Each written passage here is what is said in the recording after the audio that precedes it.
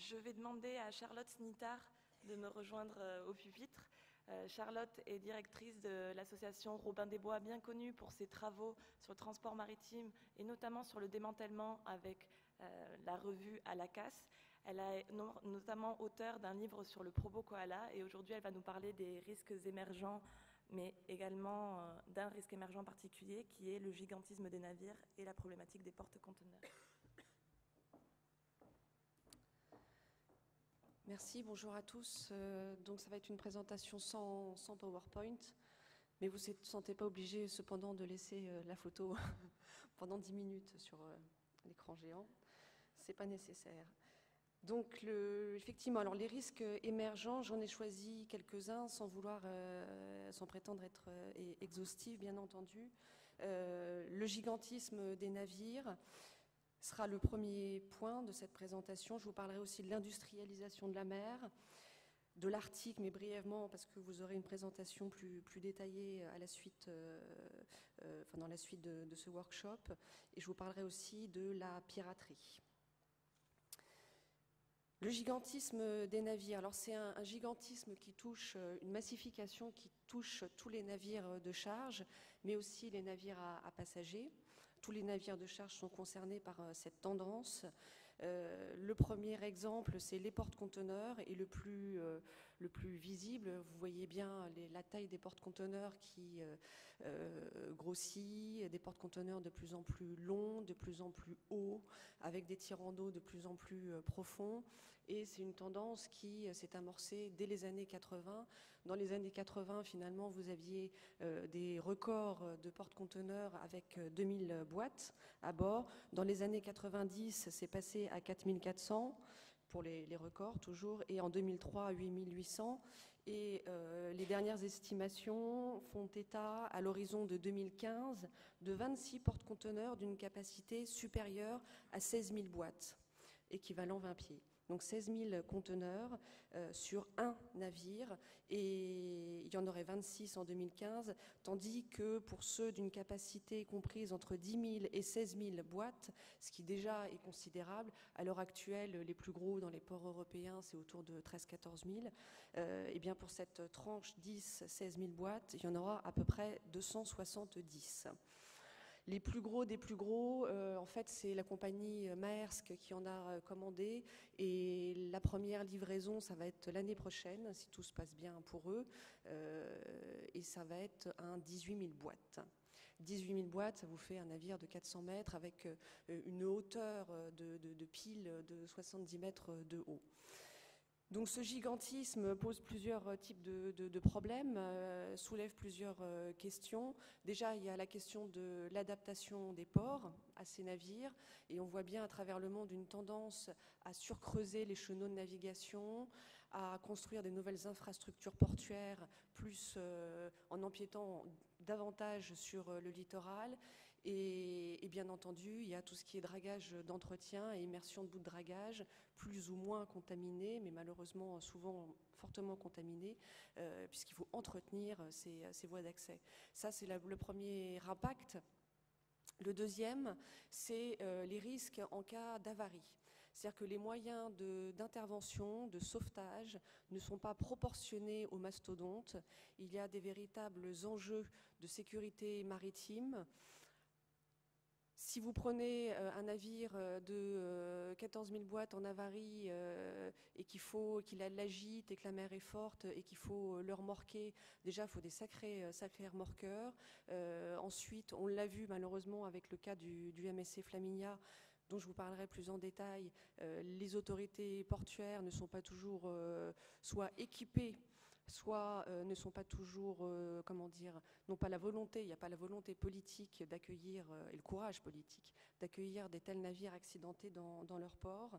Et donc les moyens d'intervention et de sauvetage ne sont pas proportionnés à ces navires. Alors ces navires, bien entendu, c'est à bord les conteneurs qui eux-mêmes contiennent tout, c'est-à-dire vraiment il y a de tout dans un porte-conteneurs. Dans une boîte, vous pouvez aussi bien avoir des produits nocifs, des produits radioactifs, parce qu'on parle souvent du radioactif, les gens pensent aux déchets industriels, aux déchets radioactifs, mais en fait, vous avez aussi beaucoup de trafic maritime, de sources radioactives utilisées dans les hôpitaux ou dans l'industrie.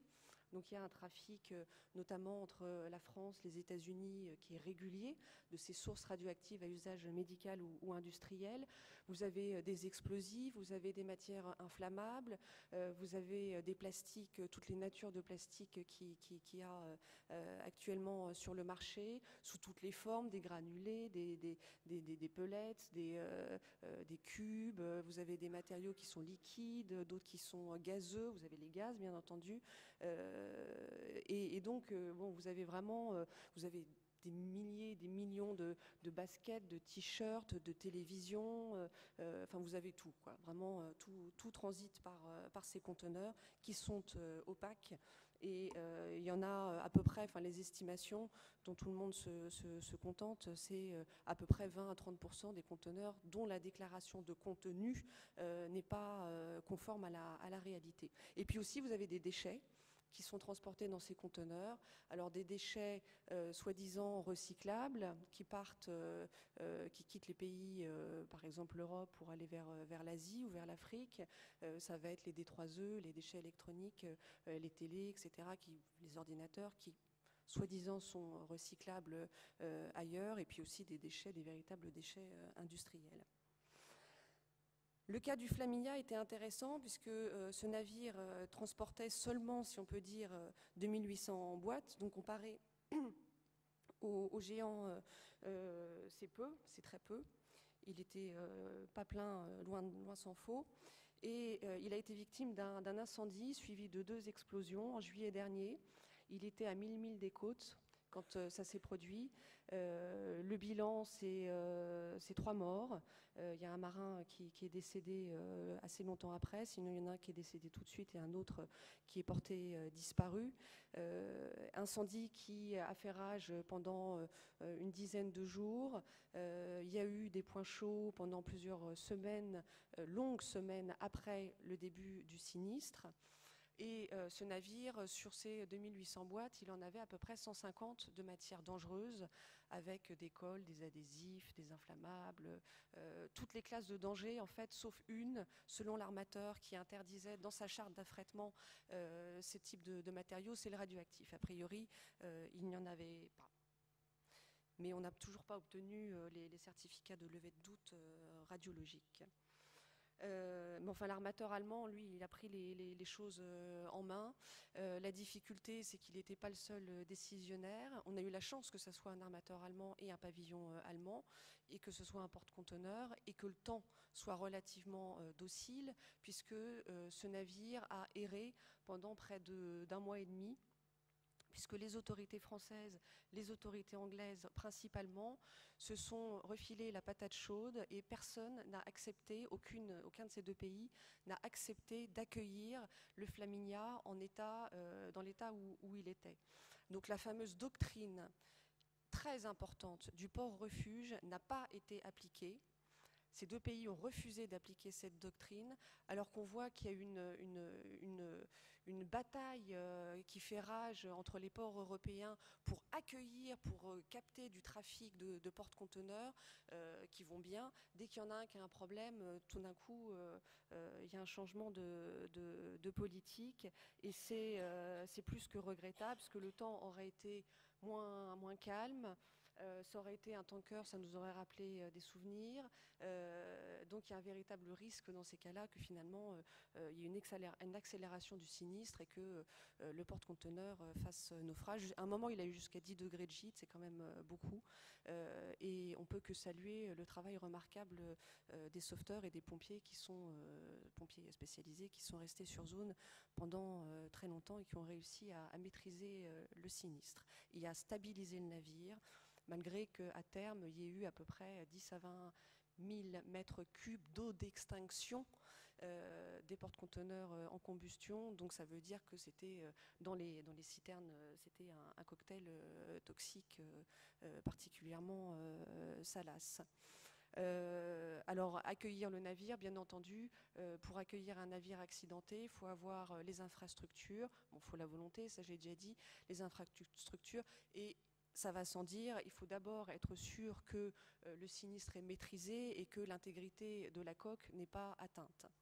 Il n'est pas question pour nous de demander à ce qu'un navire qui risquerait de sombrer dans le port ou le canal d'accès soit accueilli. Un autre type de navire qui... dernière chose au sujet des porte-conteneurs, c'est que le porte-conteneur, donc c'est les conteneurs chargés de tout, comme je viens de le dire, de tout ce qui est possible, de tous les biens de consommation de matières premières existantes, mais c'est aussi du fuel de combustion, du fuel de soute. Et finalement, les porte-conteneurs, à l'heure actuelle, sont capables en eux-mêmes de générer des marées noires.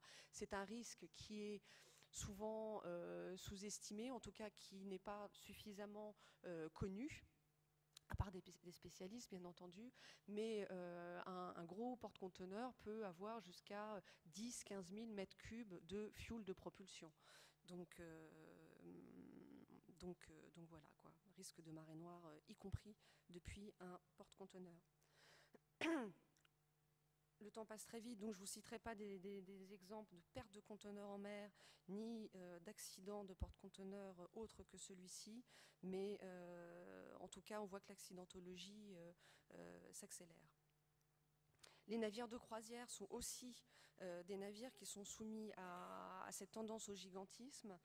Il y a à l'heure actuelle 97 paquebots qui transportent plus de 2500 passagers. Et vous en avez deux, les deux plus gros au monde, l'Oasis of the Seas et Allure of the Seas, qui peuvent embarquer jusqu'à 8460 passagers et membres d'équipage. Donc c'est des complexes touristiques flottants, avec les pollutions qui vont avec, parce que tout ça, tout ce petit monde, ça va aux toilettes, ça prend des douches, ça consomme, etc. Ça a des piscines, ça a des casinos, ça a des centres commerciaux à bord. Enfin bon, c'est une ville finalement.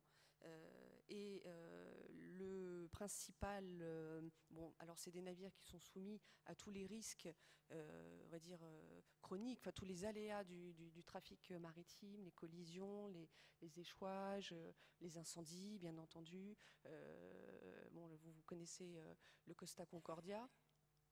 Et justement, une des grosses difficultés, alors ils ont aussi du fuel de soute, ça va sans dire, en quantité importante, et la difficulté pour ces navires, c'est d'organiser l'évacuation de ces milliers de passagers. L'industrie de la croisière, quand vous discutez avec eux ou vous regardez les présentations, c'est toujours une approche très idyllique, avec des évacuations, des exercices d'évacuation par temps calme, par très bonne luminosité, avec que des gens valides. Et en fait, ça serait une véritable panique, c'est quasiment impossible d'évacuer dans le calme un navire de cette taille-là, avec autant de passagers, avec éventuellement de la gîte, avec éventuellement un effet panique. Dans les établissements recevant du public, on voit bien la difficulté à terre d'évacuer un amphithéâtre ou un centre commercial. Et ben là, ça serait en mer, avec éventuellement de la houle, avec des personnes handicapées, avec des personnes âgées, avec des enfants. Donc c'est un enjeu qui nous préoccupe de beaucoup. À notre avis, sur le gigantisme des navires, alors malheureusement, mais peut-être qu'on en reparlera dans le cours des débats, malheureusement, il n'y a pas de volonté de la part de l'OMI de limiter la taille des navires. Et nous, on le regrette, mais par contre, le salut viendra peut-être de la part des assureurs, puisque ça fait des coûts en termes d'assurance, de dommages qui sont absolument considérables. Le Costa Concordia, les dernières estimations, c'est 500 millions de dollars. Coût pour les assureurs, une vingtaine ou une trentaine d'assureurs. Et le Lloyd, ça fait des estimations pour un navire de 18 000 boîtes, entre le navire en lui-même, sa coque, ses machines, etc., et les conteneurs et la valeur de ce qu'il y a dans les conteneurs, ils estiment que finalement, le navire pris dans son entier vaut à peu près entre 1 et 2 milliards. Donc éventuellement, c'est ce qui pourrait faire réfléchir plus en avant le monde maritime. Deuxième risque émergent, c'est l'industrialisation de la mer, avec normalement, un navire, a priori, enfin vous me contredirez si vous n'êtes pas d'accord, mais un navire, c'est fait pour transporter des marchandises ou des passagers d'un port à un autre. Or, depuis quelques années, on voit que certains considèrent que la mer peut être aussi une zone industrielle, de manière à échapper aux règles sanitaires ou environnementales, de protection des salariés en vigueur à terre. Et on l'a vu, l'histoire la plus emblématique et la plus connue, c'est celle du Probo Koala, que vous aviez cité en introduction. Et le Probo Koala a été détourné de sa fonction de navire pour devenir une raffinerie flottante, c'est-à-dire qu'à bord, il y a eu de la transformation de produits pétroliers, une coupe de naphta qui a été épurée, et en faisant des mélanges de cuves, de citerne en citerne, etc. Ça pose bien entendu des tas de problèmes, des tas de risques, en premier lieu pour l'équipage, mais aussi en termes de gestion de l'environnement et de production de déchets.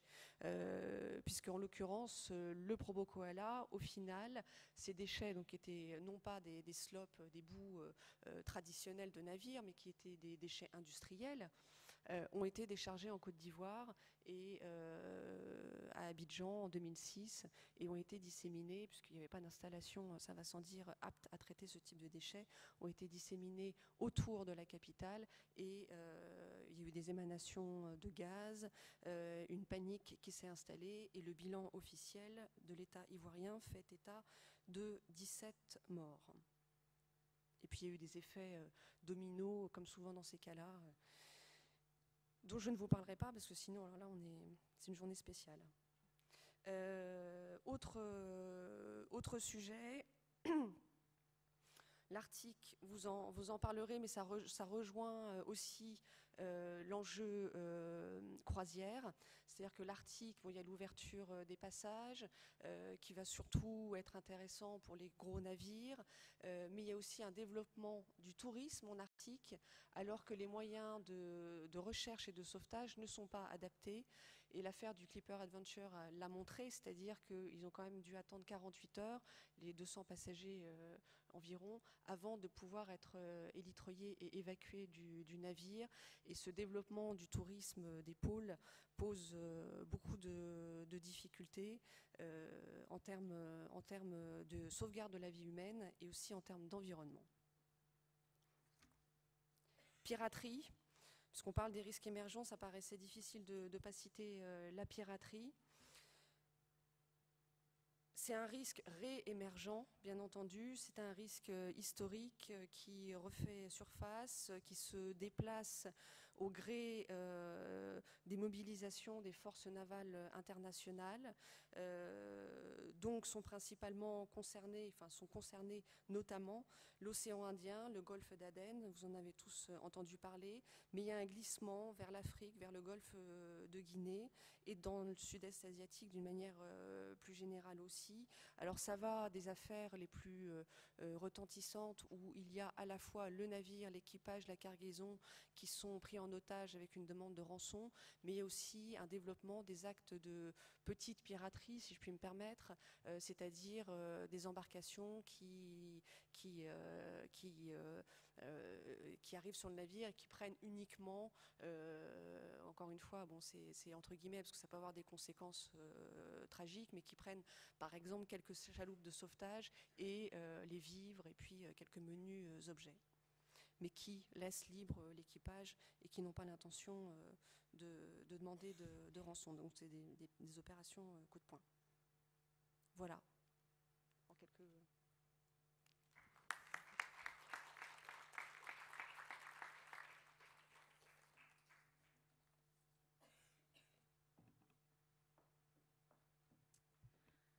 Merci Charlotte. Pour éviter de perdre du temps, je ne vais pas blablater. Je vais demander